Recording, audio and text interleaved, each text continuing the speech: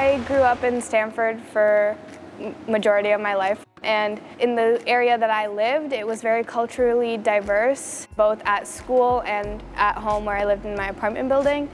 And moving has always been like a subject that my parents were talking about. So we finally got a deal here in 2017, right after I came out of elementary school.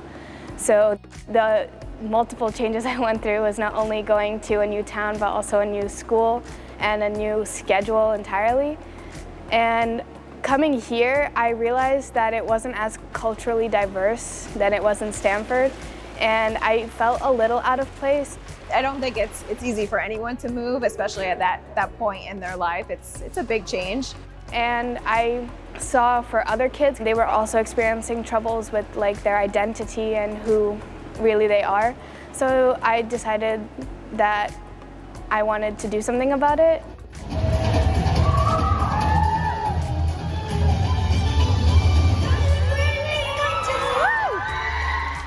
I tried to start a culture fair. That was a huge part in my life in Stanford, and I wanted to experience that again because that was such a fun moment just to learn about all the other cultures there were. And if I benefited and loved that event so much, I'm sure like others would appreciate it too. She was never one to just like sit back. She was always a hard worker. In middle school, I got a lot of backlash from it. I kept trying the middle school, and every year I got the same answer as no and no and no. And then freshman year was when the pandemic hit, but I decided that I would try again. Then my sophomore year had started, and then in February I got the clear that I could go ahead and start the fair. In the CAF lunch waves, they were serving cultural food from all over the world, and then we also had a bunch of stands set up in the CAF, and it was very fun. And for the performances, we have a flex period where people can schedule to go anywhere they want, and we had opened a performance flex. And that got a lot of hit. I had so many more performances than I thought it would come, and I had a lot of people in the stands just cheering everyone on. It was honestly something that I didn't expect, and I was very proud that it happened and kind of showed that my hard work really paid off in that moment.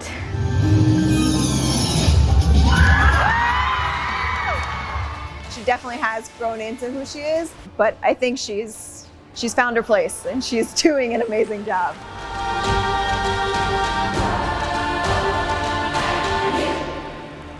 I feel like there's still a lot of discrimination going on, and I wish I could change that, but I could only do so much. And with the culture fair, I think even if it was for a day or for that Friday to that Monday, I had other people who would usually bully kids of color or anyone else.